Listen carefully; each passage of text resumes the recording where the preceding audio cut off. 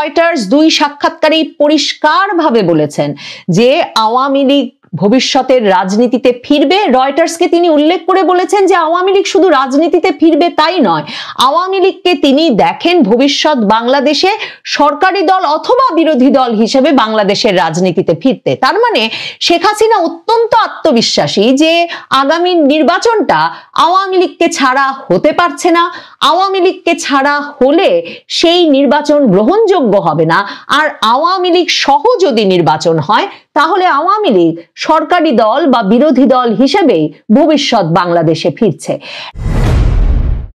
বাংলাদেশে ইউনূস সরকার, বিশেষ করে ডক্টর মোহাম্মদ ইউনূসের কাছে যে মূল ক্ষোভ, বিরক্তি, উদ্বেগ, উৎকণ্ঠার একটা কারণ হয়ে এসেছে গত 1 বছরেরও বেশি সময় ধরে শেখ হাসিনার ভারতে বসে বিভিন্ন সামাজিক যোগাযোগ মাধ্যমে আওয়ামী লীগের নেতা কর্মী সমর্থকদের উদ্দেশ্যে বক্তৃতা দেওয়া, কিংবা এমনকি সামাজিক যোগাযোগ মাধ্যম ব্যবহার করে বিভিন্ন অ্যাপ ব্যবহার করে তার দলীয় নেতা কর্মীর সঙ্গে ব্যক্তিগত বা দলীয় পর্যায়ের যোগাযোগ রক্ষা করা, সে বিষয়টি কখনো লুকোছাপা করেন নাই ডক্টর ইউনূস কিংবা তার সরকার। ডক্টর ইউনূস তো আন্তর্জাতিক সংবাদ মাধ্যমে যত সাক্ষাৎকার দিয়েছেন সবগুলোতে ভারতের বিরুদ্ধে বাংলাদেশের মূল অভিযোগ হিসেবেই উত্থাপন করেছেন এই বিষয়টি যে ভারত কোনোভাবেই কেন শেখ হাসিনার ভারতে বসে যোগাযোগ বা কথাবার্তা বন্ধ করছেন না। এবং ডক্টর ইউনূস প্রধানমন্ত্রী মোদীর বিরুদ্ধে অভিযোগ হিসেবে আন্তর্জাতিক সংবাদ মাধ্যমে এটাও বলেছেন যে তিনি যখন মোদীকে সরাসরি অনুরোধ করেছেন যে শেখ হাসিনার কথা আপনাকে বন্ধ করতে হবে, তখন প্রধানমন্ত্রী মোদী নাকি বলেছেন যে তিনি অতিথি এবং শেখ হাসিনা অতিথি হিসেবে স্বাধীন, ভারতে সামাজিক যোগাযোগ মাধ্যমও পুরোপুরি স্বাধীন। এই অবস্থায় কিছুতেই ভারত সরকার শেখ হাসিনার মুখ বন্ধ করতে কোনো ভূমিকা রাখতে পারবে না। এমন পরিস্থিতিতে যখন বাংলাদেশ সরকার নানা রকম পদক্ষেপের মধ্যে, এমনকি শেখ হাসিনা তার দলীয় নেতাকর্মীদের সঙ্গে সিগন্যাল, টেলিগ্রামের মতো যেই অ্যাপগুলো দিয়ে যোগাযোগ রাখছিলেন, সরকার তার তথ্য প্রযুক্তি বিশেষজ্ঞ এবং আইনি পরামর্শকদের সাহায্যে এমন পদক্ষেপের ঘোষণাও দিয়ে রেখেছে যে সেসব অ্যাপেরও নাকি স্পিড কমিয়ে রাখবে, নাকি সেসব অ্যাপেরও এমন একটা অবস্থা করে রাখবে যাতে সেই অ্যাপে আর শেখ হাসিনা তার দলীয় নেতাকর্মীদের সঙ্গে যোগাযোগ করতে না পারেন। এমন অবস্থায় এখন শেখ হাসিনা আন্তর্জাতিক সংবাদ মাধ্যমগুলোতে একের পর এক সাক্ষাৎকার দেওয়া শুরু করেছেন। 2024-এর 5ই আগস্টের পর থেকে শেখ হাসিনাকে সরাসরি কোনো সাক্ষাৎকার দিতে দেখা যায়নি কোনো সংবাদ মাধ্যমে। এই প্রথম 29শে অক্টোবর বুধবার দিন একই সঙ্গে ব্রিটেনের শীর্ষস্থানীয় সংবাদপত্র ইন্ডিপেন্ডেন্ট এবং বিশ্বের বৃহত্তম সংবাদ সংস্থাগুলোর একটি রয়টার্স, এই দুটোতে দুটো সাক্ষাৎকার প্রকাশিত হলো। এবং এই দুটো সাক্ষাৎকারকে দুই সাক্ষাৎকার গ্রহীতা পক্ষই, মানে রয়টার্সেও যে সাংবাদিকরা নিয়েছেন সেই সাংবাদিকরা নিজস্ব নামে বাইলাইন রিপোর্ট ছাপিয়েছেন। তার মানে তারা এই সাক্ষাৎকারটিকে গুরুত্বপূর্ণ এবং তাদের এক্সক্লুসিভ বলে মনে করছেন। ইন্ডিপেন্ডেন্টের ক্ষেত্রেও সাংবাদিক মারুশা মুজাফফর, তিনি তার নামেই এই সাক্ষাৎকারটি ছাপিয়েছেন। এবং শুধু তাই নয়, ইন্ডিপেন্ডেন্ট শেখ হাসিনার সঙ্গে এই সাক্ষাৎকারটিকে রেয়ার ইন্টারভিউ বা দুর্লভ সাক্ষাৎকার হিসেবে অভিহিত করে সাক্ষাৎকারটি ছেপেছে। এই সাক্ষাৎকারগুলো দিয়ে শেখ হাসিনা আবারও সরকারকে চমকে দিয়ে এমন একটা পরিস্থিতির সামনে ফেলেছেন যে পরিস্থিতিতে তারা বুঝতে পারছেন যে একদিকে যেমন শেখ হাসিনাকে আন্তর্জাতিকভাবে অগ্রহণযোগ্য একজন সাবেক শাসকে পরিণত করা যায় নাই, গত 1 বছরেরও বেশি সময় ধরে বাংলাদেশ জুড়ে তার বিরুদ্ধে নানা রকম প্রচারণার ফলে কিংবা বাংলাদেশের ভেতরে আন্তর্জাতিক অপরাধ ট্রাইব্যুনালে তার বিরুদ্ধে মানবতা বিরোধী অপরাধের অভিযোগে বিচার চলছে। সেখানে সাক্ষ্য প্রমাণ হাজির করে এখন বলা হচ্ছে তার মৃত্যুদণ্ড চাওয়া হয়েছে এবং ধারণা করা যায় যে হয়তো নভেম্বরে তার বিরুদ্ধে মৃত্যুদণ্ডের রায় চলে আসবে। কিন্তু এই পুরো বিষয়টিকে এভাবে ব্যবস্থাপনা করবার পরেও ইউনূস সরকার নিশ্চিত করতে পারে নাই যে আন্তর্জাতিক পরিসরে শেখ হাসিনা এমন একজন নির্যাতক বা অত্যাচারী শাসক হিসেবে অগ্রহণযোগ্য হয়ে উঠবেন যে আন্তর্জাতিক সংবাদ মাধ্যমগুলো তার সাক্ষাৎকার নিতে অস্বীকৃতি জানাবে বা তাকে এক রকমের একজন পলাতক শাসক হিসেবে কোনো এক দেশে কোনো এক কোণে পড়ে থাকতে দেবেন, তার বিষয়ে কোনো আগ্রহ বা কৌতূহল প্রকাশ করবে না। বরং দেখা যাচ্ছে সংবাদ মাধ্যমগুলো শুরু হলো এই সপ্তাহে কয়েকদিন আগেই এর ইঙ্গিতটা পাওয়া গিয়েছিল প্রথম শেখ হাসিনার পুত্র সজীব ওয়াজেদ জয়ের সাক্ষাৎকার যখন এপি থেকে প্রকাশ করা হলো এবং সেটার সাথে সাথে আমেরিকা, যুক্তরাজ্য, অস্ট্রেলিয়ার শীর্ষস্থানীয় সংবাদ মাধ্যমগুলো, পত্রিকাগুলো এপির সেই সাক্ষাৎকারটি ধরে সংবাদ প্রকাশ করা শুরু করলো। তখনও আমি এটাকে এর সর্ববৃহৎ ইঙ্গিত হিসেবে দেখেছিলাম যে শেখ হাসিনা আওয়ামী লীগকে অগ্রহণযোগ্য নির্যাতক, অত্যাচারী শাসক কিংবা এক রকমের বিচারের মুখোমুখি হতে যাওয়া, যে এক ঘরে হয়ে যাওয়া একটা রাজনৈতিক দল বা রাজনৈতিক ব্যক্তি হিসেবে শেখ হাসিনা বা শেখ হাসিনার দল আওয়ামী লীগকে কিছুতেই পরিণত করতে পারে নাই ডক্টর ইউনূস। ডক্টর ইউনূসের সরকার আরো বিব্রত, ক্ষুব্ধ, কারণ এর মানে দাঁড়াচ্ছে এতদিন যে শেখ হাসিনা সংবাদ মাধ্যমে সাক্ষাৎকার দেন নাই, সেটাও আসলে শেখ হাসিনা নিজ ইচ্ছায় বা নিজ সিদ্ধান্তেই দেন নাই। তিনি যখন সাক্ষাৎকার দিতে চেয়েছেন তখন রয়টার্স বলছে যে তাদের প্রশ্নগুলোর উত্তর তিনি ইমেইলের মাধ্যমে দিয়েছেন, কিন্তু ইন্ডিপেন্ডেন্টের সাক্ষাৎকারটা যদি পড়েন সেখানে ইন্ডিপেন্ডেন্ট কিছুতেই সেই সাক্ষাৎকারটাকে কিন্তু ইমেইলের সাক্ষাৎকার বলে উল্লেখ করে নাই। ইমেইলের সাক্ষাৎকার হলে সাধারণভাবে স্পেসিফিক্যালি সুনির্দিষ্টভাবে সেটা উল্লেখ করার কথা। তার মানে সংবাদ মাধ্যমের সঙ্গেও সাংবাদিকের সঙ্গেও শেখ হাসিনা অবারিতভাবে দেখা করতে পারছেন তার দিল্লির বাসভবনে বসে। রয়টার্স ইঙ্গিত দিয়েছে তিনি দিল্লির ঐতিহাসিক লোধি গার্ডেন এলাকায় থাকেন, কারণ রয়টার্স তার যে প্রতিবেদন সেখানে এটাও লিখছে যে সেই লোধি গার্ডেন এলাকায় রয়টার্সের কোনো একজন প্রতিবেদক তাকে নিরাপত্তা রক্ষীদের সহ এক রকমের হাঁটতে বেরোতে দেখেছে। ইউনূস সরকার আরো বিব্রত এবং বিরক্ত এ কারণে যে শেখ হাসিনা এমন একটা পরিস্থিতিতে যখন আওয়ামী লীগের নেতাকর্মীদের আরো বেশি গ্রেফতারের নির্দেশনা দেওয়া হয়েছে স্বরাষ্ট্র উপদেষ্টার তরফে কোনো রকম রাগঢাক না করেই, এবং কেন ঝটিকা মিছিল থামানো যাচ্ছে না তা নিয়ে পুলিশ সহ আইন শৃঙ্খলা রক্ষাকারী বাহিনী ব্যাপক চাপে আছে। স্বরাষ্ট্র উপদেষ্টা ডক্টর ইউনূস থেকে শুরু করে সরকারের কর্তা ব্যক্তিরা সেগুলো নিয়ে কোনো রাগঢাক করছেন না। আবার জামিন দেওয়া একেবারে নিষিদ্ধ আছে আওয়ামী লীগের নেতাকর্মীদের ক্ষেত্রে, এবং বিশেষ করে আওয়ামী লীগের নেতাকর্মীদের যেহেতু জুলাই হত্যা মামলায় ঢালাও ভাবে দোষী সাব্যস্ত করে জেলে পোড়া হয়েছে, সেক্ষেত্রে সরকারের নির্দেশনা লঙ্ঘন করে উচ্চ আদালতে জামিন হয়ে গেছে কিনা আওয়ামী লীগের কোনো নেতাকর্মীর, তা নিয়ে আইন উপদেষ্টা সরাসরি সংবাদ মাধ্যমে এসে কথা বলেছেন, প্রধান বিচারপতিকে ধমকেছেন, এবং প্রধান বিচারপতিকে ধমকের পর প্রধান বিচারপতি আবার হাইকোর্ট বিভাগের বিচারপতিদেরকে টেক্সট পাঠিয়ে একরকম কিভাবে তারা জামিন দিলেন তা জানতে চাওয়ার পর এখন উচ্চ আদালতে আইনজীবীরা বিনা শর্তে ক্ষমা চাইতে বলেছেন আইন উপদেষ্টাকে হাইকোর্টের বিচারপতির সিদ্ধান্ত বিষয়ে প্রশ্ন তোলার অভিযোগে। এই অবস্থায় মানে আওয়ামী লীগের লোককে কি করে গ্রেফতার করে জেলে পুরে রাখা যাবে এবং আওয়ামী লীগের রাজনীতিকে কি করে একেবারে নিষিদ্ধ করেও যে রাজনীতি থামানো যাচ্ছে না, যেই দলের মিছিল থামানো যাচ্ছে না, সেই দলটিকে কি করে একেবারে নিশ্চিহ্ন করে দেওয়া যাবে বাংলাদেশে, তা নিয়ে যখন সরকার ব্যতিব্যস্ত তখন শেখ হাসিনা রীতিমতো সাক্ষাৎকার দিয়ে আন্তর্জাতিক সংবাদ মাধ্যমে বলছেন যে তার দলের অংশগ্রহণ ছাড়া কোনো নির্বাচন গ্রহণযোগ্য হবে না, কারণ তার দল অংশ না নিলে যে সরকার সেই নির্বাচনের ফলে গঠিত হবে সেই সরকার কোনো বৈধতা পাবে না। এবং তিনি বলছেন তার দলের যে লাখ লাখ কোটি কোটি সমর্থক আছেন তারা কিছুতেই এই নির্বাচনে ভোট দিতে যাবেন না। শেখ হাসিনা ইন্ডিপেন্ডেন্ট এবং রয়টার্স দুই সাক্ষাৎকারেই পরিষ্কারভাবে বলেছেন যে আওয়ামী লীগ ভবিষ্যতের রাজনীতিতে ফিরবে। রয়টার্সকে তিনি উল্লেখ করে বলেছেন যে আওয়ামী লীগ শুধু রাজনীতিতে ফিরবে তাই নয়, আওয়ামী লীগকে তিনি দেখেন ভবিষ্যৎ বাংলাদেশে সরকারি দল অথবা বিরোধী দল হিসেবে বাংলাদেশের রাজনীতিতে ফিরতে। তার মানে শেখ হাসিনা অত্যন্ত আত্মবিশ্বাসী যে আগামী নির্বাচনটা আওয়ামী লীগকে ছাড়া হতে পারছে না, আওয়ামী লীগকে ছাড়া হলে সেই নির্বাচন গ্রহণযোগ্য হবে না, আর আওয়ামী লীগ সহ যদি নির্বাচন হয় তাহলে আওয়ামী লীগ সরকারি দল বা বিরোধী দল হিসেবেই ভবিষ্যৎ বাংলাদেশে ফিরছে। এমন আত্মবিশ্বাস স্বভাবতই ইউনূস সরকারকে এই সময়ে বিশেষভাবে ক্ষুব্ধ করেছে, চমকে দিয়েছে, আরো উদ্বিগ্ন করেছে।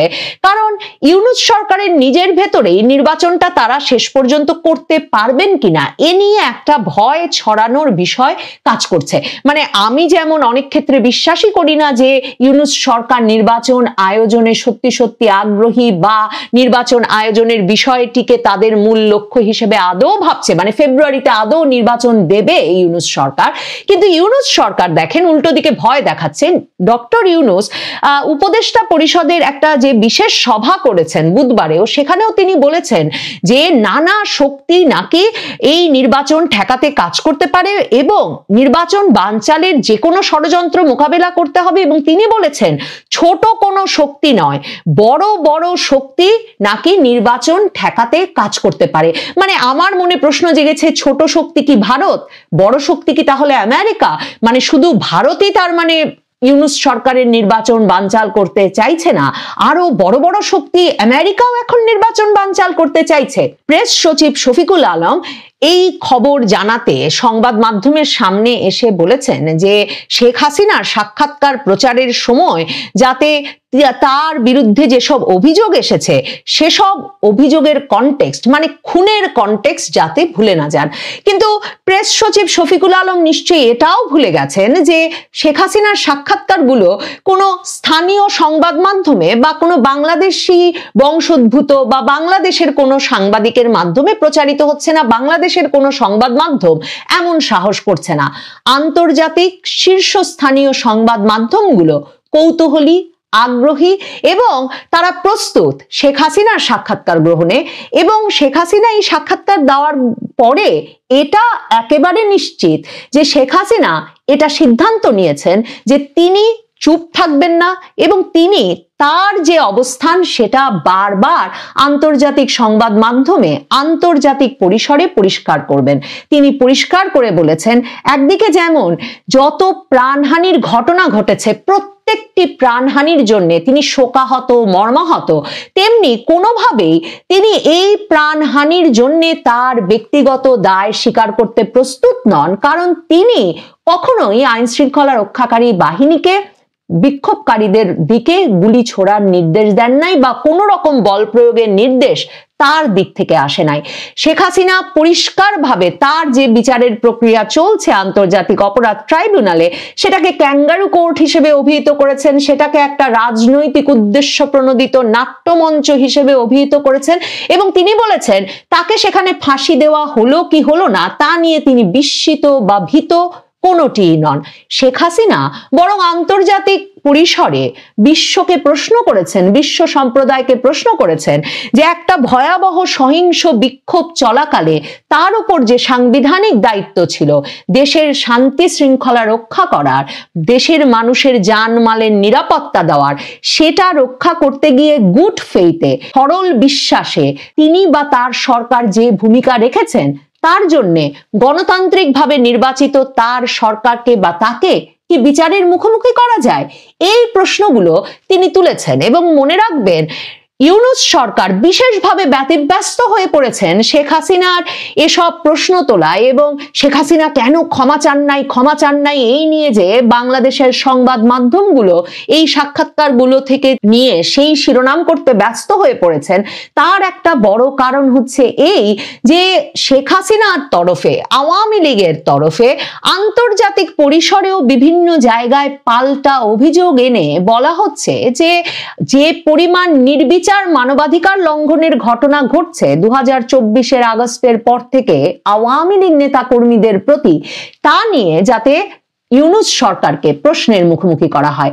এবং human rights watch, committee to protect journalist সহ বিশ্বের শীর্ষস্থানীয় মানবাধিকার সংস্থাগুলো যে ইউনূস সরকারকে আওয়ামী লীগ নেতাকর্মীদের বিরুদ্ধে ঢালাও মামলা তুলে নিতে বলেছে, আওয়ামী লীগের নেতাকর্মীদের বিরুদ্ধে নির্বিচার গ্রেফতার, তাদেরকে রাজনৈতিক কর্মকাণ্ড পরিচালনা করতে না দেওয়ার অভিযোগে অভিযুক্ত করেছে ইউনূস সরকারকে, এবং তারা জাতিসংঘ মানবাধিকার কমিশনকে ইউনূস সরকারের প্রতি নজর দিতে বলেছে এ ধরনের ঢালাও মানবাধিকার লঙ্ঘনের ঘটনা ঠেকানোর জন্য।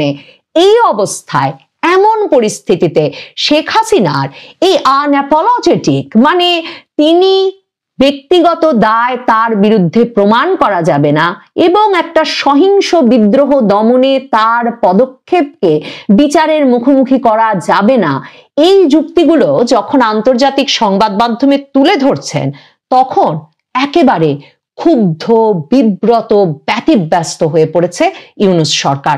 কারণ ইউনূস সরকার টের পেয়েছে যে একদিকে যেমন বাংলাদেশের সংবাদ মাধ্যমকে কিংবা বাংলাদেশের সামাজিক যোগাযোগ মাধ্যমকেও হয়তোবা ধমকে কিংবা প্রাযুক্তিক সুযোগ সুবিধা ব্যবহার করে ইউনূস সরকার দমিয়ে রাখতে পারেন, কিন্তু আন্তর্জাতিক পরিসরে আন্তর্জাতিক সংবাদ মাধ্যমে শেখ হাসিনার প্রতি আগ্রহ নষ্ট না করা গেলে বা শেখ হাসিনার প্রতি কৌতূহল, আগ্রহ এবং তার ভবিষ্যৎ পরিকল্পনা জানতে আন্তর্জাতিক সংবাদ মাধ্যমগুলোর যে উদ্যোগ তা ঠেকানো না গেলে শেখ হাসিনাকে ঠেকানো মুশকিল। শেখ হাসিনা বলে দিয়েছেন অবশ্য আওয়ামী লীগকে কিছুতেই ঠেকানো যাবে না, আওয়ামী লীগ ফিরবে বাংলাদেশের রাজনীতিতে। এবং বাংলাদেশের সংবাদ মাধ্যম বলছে বটে যে আপা আর ফিরবেন না, আমার দেশ এমন শিরোনাম করেছে রয়টার্স থেকে। শেখ হাসিনা প্রত্যেকটি সাক্ষাৎকারে সুনির্দিষ্টভাবে বলেছেন শেখ হাসিনা ফিরবেন, বাংলাদেশে তার দল সহ একটা অংশগ্রহণমূলক নির্বাচন অনুষ্ঠানের পর যে নির্বাচিত সরকার আসবে সেই সরকার যখন সাংবিধানিক শাসন আবারও প্রতিষ্ঠা করবে এবং বাংলাদেশে আইনের শাসন আবার পুনঃপ্রতিষ্ঠিত হবে তখন শেখ হাসিনা ফিরবেন। শেখ হাসিনা আত্মবিশ্বাসী তার দলকে সহই নির্বাচন হবে এবং সেই নির্বাচনের পর আওয়ামী লীগ সরকার অথবা বিরোধী দলে সংসদে বসবে। কিন্তু ডক্টর মোহাম্মদ ইউনূস হচ্ছেন আসলে সবচেয়ে বড় শক্তি। তিনি যদি একবার তার করুণা বঞ্চিত করেন এবং তিনি যদি এই তিন দলের যে ভাগাভাগির সরকার তিনি গঠন করেছেন আর তার উপদেষ্টা পরিষদ গঠন করেছেন বিদেশ থেকে উড়িয়ে এনে তার বিভিন্ন খাস লোকদেরকে দিয়ে, এই পুরো ব্যবস্থায় তিনি যদি যে কোনো একটা রাজনৈতিক দলকে একবার ছুঁড়ে ফেলেন তাহলে সেই রাজনৈতিক দলের আর দুটো হাড্ডি পাওয়ারও জোগাড় থাকবে না। দেশে নির্বাচনের বাকি, মানে ইউনূস সরকার নির্বাচনের যে তারিখ ঘোষণা করেছে সেই অনুযায়ী নির্বাচনের বাকি 3-3.5 মাস। এখনো তার প্রিয় দল এনসিপির মার্কা ঠিক নাই, নিবন্ধন নাই, কোন দল কখন নির্বাচন চায়, ভোট চায় না গণভোট চায়, এই কোনো বিষয়ে ঐকমত্য নাই। আর ডক্টর ইউনূস নির্বাচন প্রস্তুতি বিষয়ক এক উচ্চ পর্যায়ের বৈঠক করে আমাদের সাবধান করে বলেছেন যে ছোট কোনো শক্তি নয়, বড় শক্তি দেশের ভেতর এবং বাইরে থেকে নাকি নির্বাচন বানচালের ষড়যন্ত্র করতে পারে। ছোটখাটো নয় বরং বড় শক্তি নিয়ে নির্বাচন বানচালের চেষ্টা করা হবে উল্লেখ করে এ বিষয়ে প্রস্তুত ও সতর্ক থাকার নির্দেশ তিনি দিয়েছেন নির্বাচন প্রস্তুতির জন্য উচ্চ পর্যায়ের কমিটিতে। এবং তিনি বলেছেন আসন্ন নির্বাচন বানচাল করার জন্য দেশের ভেতর ও বাইরে থেকে বড় শক্তি কাজ করবে। এই নির্বাচন হবে চ্যালেঞ্জিং, ছোটখাটো নয় বরং বড় শক্তি নিয়ে নির্বাচন বানচালের চেষ্টা করা হবে এবং হঠাৎ করে আক্রমণ চলে আসতে পারে। যত ঝড়ঝাপটা আসুক না কেন তা অতিক্রম করে বাংলাদেশের ইতিহাসে সবচেয়ে ভালো একটা নির্বাচন করতে হবে। তো ওই বৈঠক শেষে ডক্টর ইউনূসের খাস বান্দা প্রেস সচিব শফিকুল আলম বেরিয়ে যখন আমাদেরকে এই গুরুত্বপূর্ণ আলোচনাগুলো ভেতরে হয়েছে বলে জানিয়েছেন, তারপর আমি দেখলাম মানে ডক্টর ইউনূসের এসব ছেলে ভোলানো গল্প শুনলে আমার শুধু নানা রকম রূপকথা বা শৈশবের স্মৃতি মনে পড়ে যায়। আমার মনে পড়ে গেল একেবারে ছোটবেলায় বিটিভিতে টিপু সুলতান নামে একটা সিরিয়াল দেখাতো এবং সেখানে দেখাতো যে ওরা সারাক্ষণ যুদ্ধক্ষেত্রে হাতি ঘোড়া ঢাল তলোয়ার নিয়ে আছে। মানে আমার যতটুকু মনে পড়ছে দৃশ্যকল্পটা, এবং সেই মাঠের মধ্যে হঠাৎ আক্রমণ বলে ঝাঁপিয়ে পড়ছে, আর বিভিন্ন দিক থেকে হাতি ঘোড়া ঢাল তলোয়ার নিয়ে ধুলা উড়িয়ে আক্রমণকারীরা আসছে। ডক্টর ইউনূস এই যে ছেলে ভোলানো গল্পগুলো বলছেন, কে হঠাৎ করে আক্রমণ করতে বাংলাদেশে আসছে, তার একেবারে খাস লোক আমেরিকা পাস প্রফেসর আলী রিয়াজকে যে তিনি উড়িয়ে এনেছেন সংস্কার করবার জন্য, ঐকমত্য করবার জন্য, তিনি জুলাই সনদ নামে নির্বাচন বানচালের পুরো নীল নকশা তো জাতির সামনে পেশ করে ফেলেছেন। তিনি জুলাই সনদ স্বাক্ষর করিয়েছেন দোনোমনো বিভিন্ন রাজনৈতিক দলকে দিয়ে, জাতীয় নাগরিক পার্টি করে নাই, জামাত বিএনপি করেছে। তখন হাস্যোজ্জ্বল রাজনৈতিক দলগুলোর চেহারা দেখে মনে হলো তারা সকলেই ফেব্রুয়ারির নির্বাচন এবং জুলাই সনদে একমত। সেটা অবশ্য আকেলমান্দ লোক ভেবেছিলেন কিনা সে নিয়ে প্রশ্ন থাকতেই পারে। আমরা বারবার প্রশ্ন তুলছিলাম যে এই ঐক্য কি ছবি তোলার ঐক্য কিনা। কিন্তু দেখেন এরপর আলী রিয়াজ হঠাৎ হাজির হয়েছেন এক বাস্তবায়ন আদেশ নিয়ে, যেই বাস্তবায়ন আদেশ কে স্বাক্ষর করবেন তা নিয়ে জামাত বিএনপি এনসিপি কারো মধ্যে ঐক্য নাই। এনসিপি এবং জামায়াত ইসলামী বলছে এই জুলাই জাতীয় সনদ স্বাক্ষর করতে হবে, ডক্টর মোহাম্মদ ইউনূসকে ফ্যাসিস্টের দোসর রাষ্ট্রপতি যাতে কিছুতেই করতে না পারে। বিএনপি সংবিধানটাকে আঁকড়ে ধরে বাঁচতে চায়, মানে ৭২-এর সংবিধানটা পুরো ছুঁড়ে ফেলে দিলে এই দেশে যে আর কোনোদিন নির্বাচন হবে না, এটুকু বোঝার মতো বোধ বুদ্ধি কয়েকবার সরকার চালানো বিএনপির কিছু নেতার এখনো অবশিষ্ট আছে। কাজেই বিএনপি এখন কোনো মতে আর্তচিৎকার করে সংবাদ সম্মেলন ডেকে বলছে স্থায়ী কমিটির বৈঠক শেষে যে সংবিধান অনুযায়ী রাষ্ট্রপতি ছাড়া এই অন্তর্বর্তীকালীন সরকারের কোনো আদেশ, সাংবিধানিক আদেশ স্বাক্ষরের কোনো এখতিয়ার নাই।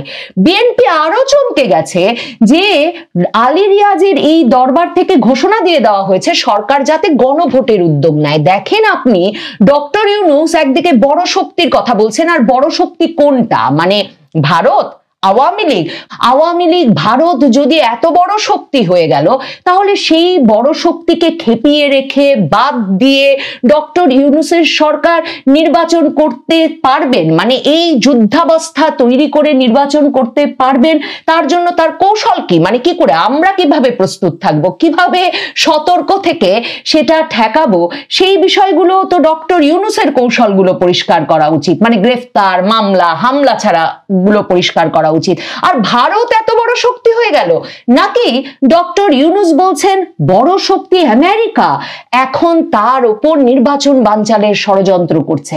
মানে বড় শক্তি বলতে তো আমরা চিরকাল আমেরিকাকে বুঝে এসেছি, এখন বড় শক্তি আমেরিকা ইউরোপীয় ইউনিয়ন জেরবার হয়ে যাচ্ছে, একবার সরকারের কাছে যায়, একবার জামাতের কাছে যায়, একবার বিএনপির কাছে যায়, যে কোনো ভাবে যাতে নির্বাচনটা করিয়ে তারা একটা নির্বাচিত সরকারের হাতে ক্ষমতা দিয়ে তাদের ব্যবসা বাণিজ্যগুলো ঠিকমতো শুরু করতে পারে এবং এক রকমের হাত ঝেড়ে ফেলতে পারে। যে বিপ্লব তারা বাংলাদেশে ঘটিয়েছে সে বিপ্লব পরবর্তীতে একটা স্থিতিশীলতা এনে নির্বাচিত সরকারের হাতে ক্ষমতা দেওয়া হয়েছে বলে তাদের অ্যাসাইনমেন্টটা শেষ করতে পারে।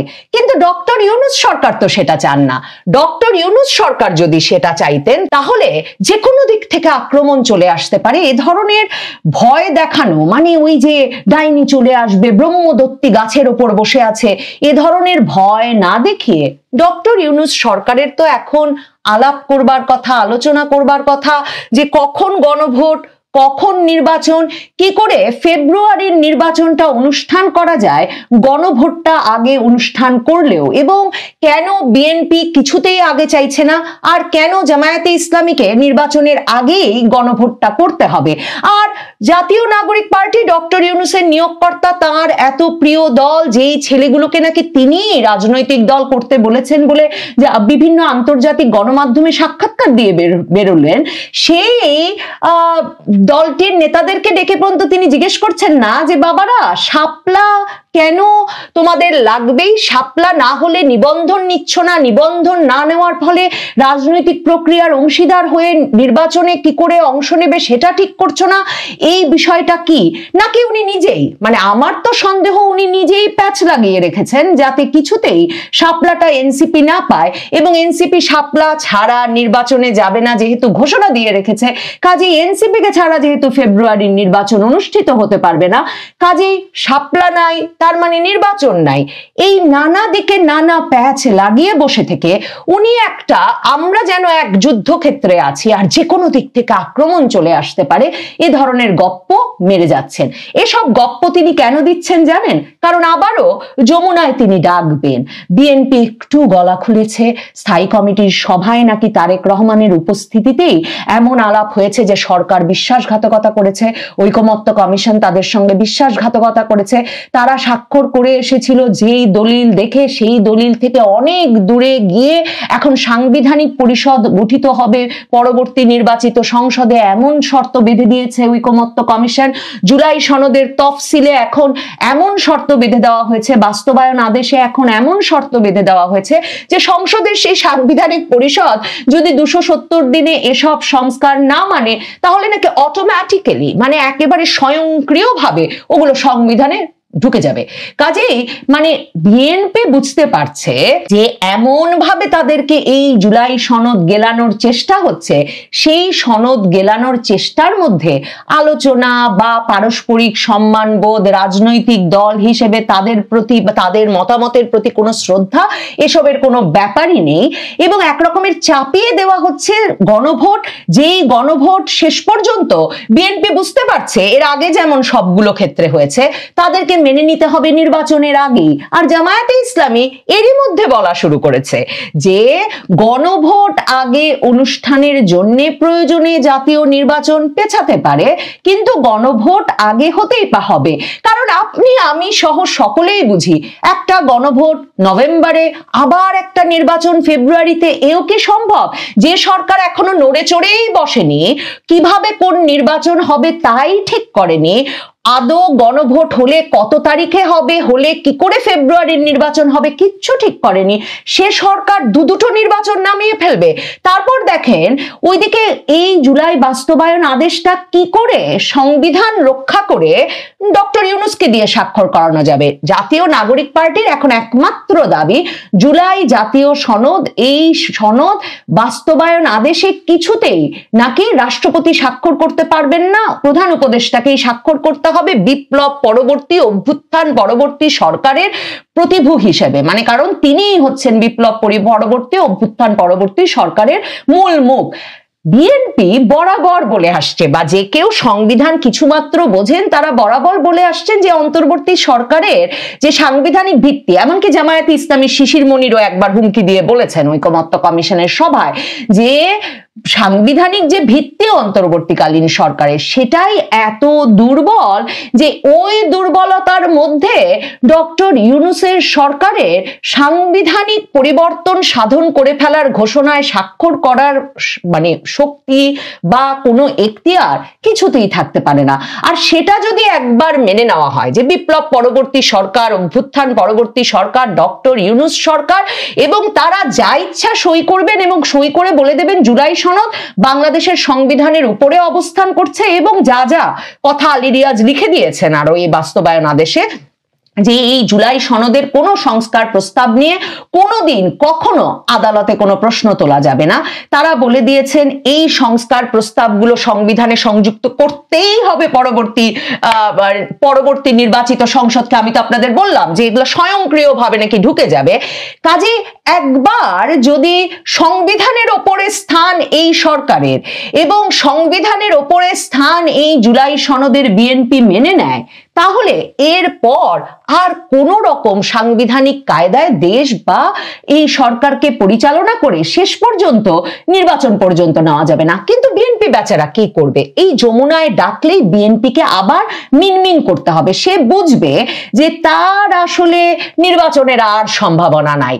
কিন্তু ওই যে ভাগাভাগির একটা সরকার চলছে, এই যে জামায়াতে ইসলামী, জাতীয় নাগরিক পার্টি, বিএনপি সকলেই তো সচিব, উপসচিব, উপদেষ্টা, উপাচার্য, এসপি মানে থেকে শুরু করে মানে এমন কোনো পদ পদায়ন নাই যে তারা নিজেরা ভাগাভাগি করে নাই। নিজেরাই তো এগুলো নিয়ে এখন কামড়াকামড়ি করছেন, সরাসরি বক্তব্য রাখছেন সংবাদ মাধ্যমের সামনে। কে বেশি পেয়ে গেলেন তা নিয়ে প্রধান উপদেষ্টা সেই ডক্টর মোহাম্মদ ইউনূসের পায়ের তলে বসেই সেগুলো নালিশ করছেন। কিন্তু ডক্টর মোহাম্মদ ইউনূস হচ্ছেন আসলে সবচেয়ে বড় শক্তি। তিনি যদি একবার তার করুণা বঞ্চিত করেন এবং তিনি যদি এই 3 দলের যে ভাগাভাগির সরকার তিনি গঠন করেছেন আর তার উপদেষ্টা পরিষদ গঠন করেছেন বিদেশ থেকে উড়িয়ে এনে তার বিভিন্ন খাস লোকদেরকে দিয়ে, এই পুরো ব্যবস্থায় তিনি যদি যে কোনো একটা রাজনৈতিক দলকে একবার ছুঁড়ে ফেলেন, তাহলে সেই রাজনৈতিক দলের আর দুটো হাড্ডি পাওয়ারও জোগাড় থাকবে না। এই কথাটা বুঝেই বিএনপি প্রতিবার যখন যমুনায় ডাকেন ডক্টর মোহাম্মদ ইউনূস এবং ডেকে এসব গপ্প দেন যে বড় শক্তি আমাদের বিরুদ্ধে ষড়যন্ত্র করছে, যে কোনো সময় আক্রমণ চলে আসতে পারে, আর আমাদের কাছে এই সংস্কার প্রস্তাব জুলাই সনদ এক আলাদিনের চেরাগ, এই যে যখন যা গল্প দেন সেই গল্প শুনে বিএনপি সহ রাজনৈতিক দলগুলোকে মাথা নিচু করে মিনমিন করে চলে আসতে হয়। বিএনপি স্থায়ী কমিটির সভায় তারেক রহমানকে বলেছেন বটে বিএনপির স্থায়ী কমিটির সদস্যরা, সালাউদ্দিন আহমেদ যিনি এত ঘুরছিলেন, মানে বারবার ঐকমত্য কমিশনের সভায় যাচ্ছিলেন আসছিলেন গত 1 বছর ধরে, তারা বলেছেন যে সরকার সরাসরি জামায়াতে ইসলামী আর এনসিপির কথাই চলছে, মানে জুলাই সনদের যে বাস্তবায়ন আদেশ সেটা পড়লে সেটা বুঝতে কোনো অসুবিধা থাকে না। সেই গণভোটের ব্যবস্থা আছে, যাকে গণপরিষদ নির্বাচন চেয়েছিল এনসিপি আর গণভোট চেয়েছিল জামায়াতে ইসলামী, মানে সংসদ নির্বাচনের আগে একটা ভোট চেয়েছিল, সে ভোটের ব্যবস্থা হয়েছে। গণপরিষদ গঠন করতে চেয়েছিল জাতীয় নাগরিক পার্টি, সাংবিধানিক পরিষদ গঠনের ব্যবস্থা করে দিয়েছেন আলী রিয়াজ।